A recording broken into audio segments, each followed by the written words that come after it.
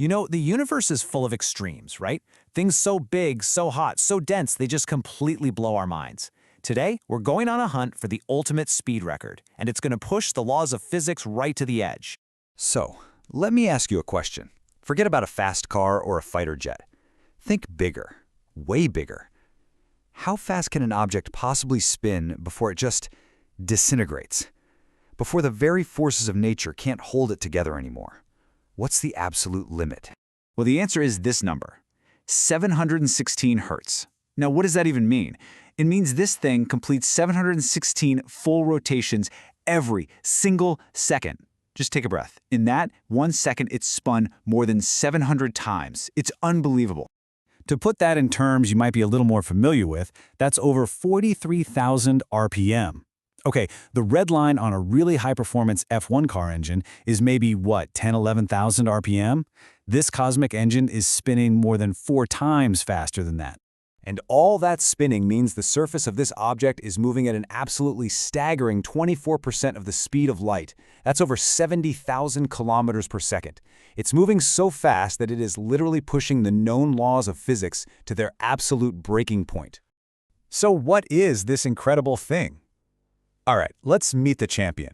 Its official name, and it's a mouthful, is PSRJ174824446A. And what it is a very, very special kind of dead star. See, this object is a pulsar. Think of it as a neutron star that acts like a cosmic lighthouse. As it spins, it shoots out these powerful beams of radiation from its poles.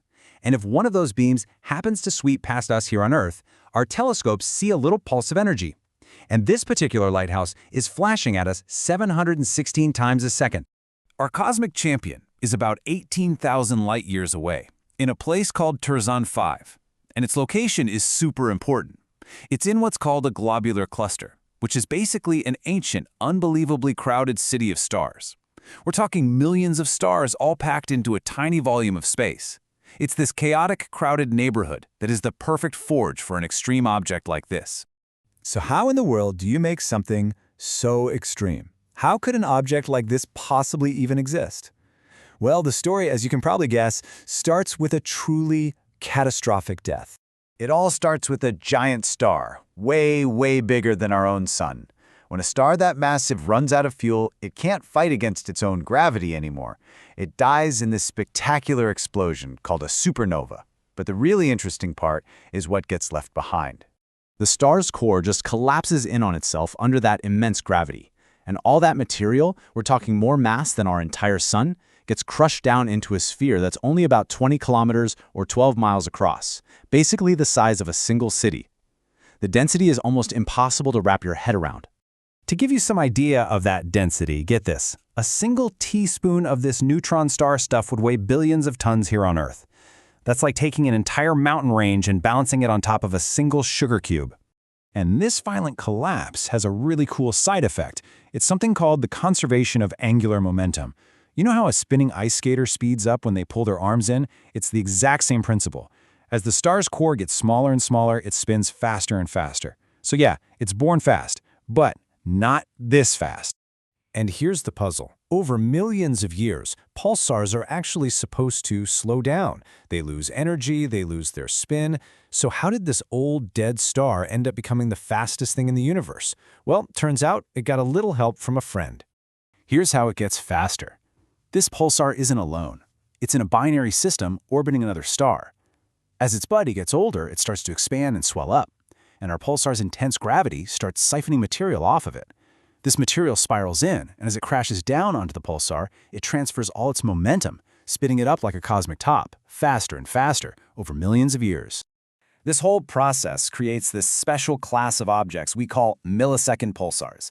They're basically these ancient, recycled neutron stars that have been given a second life, spun up to just unbelievable speeds by a cosmic partner. And our record holder? It's the king of them all. But you know, this isn't just about being fast. This pulsar is living life on the absolute edge. It is spinning so dangerously close to the theoretical speed limit that it's constantly on the brink of tearing itself apart. Think about it like this. There's this titanic battle of cosmic forces going on. On one side, you have the centrifugal force from all that spinning, which is just relentlessly trying to fling the star into pieces. And on the other side, you have the star's own unimaginable gravity, which is the only thing holding it together.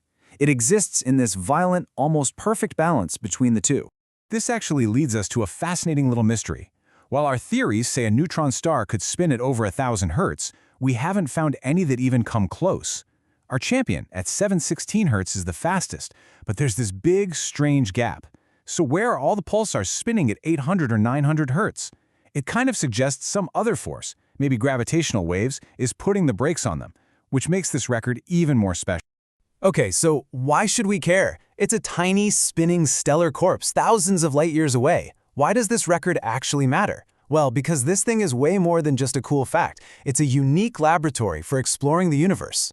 Let's be real, we can't create anything like this on Earth. The extreme gravity, the insane density, the sheer speed. It lets us test Einstein's theories in ways we could never do in a lab.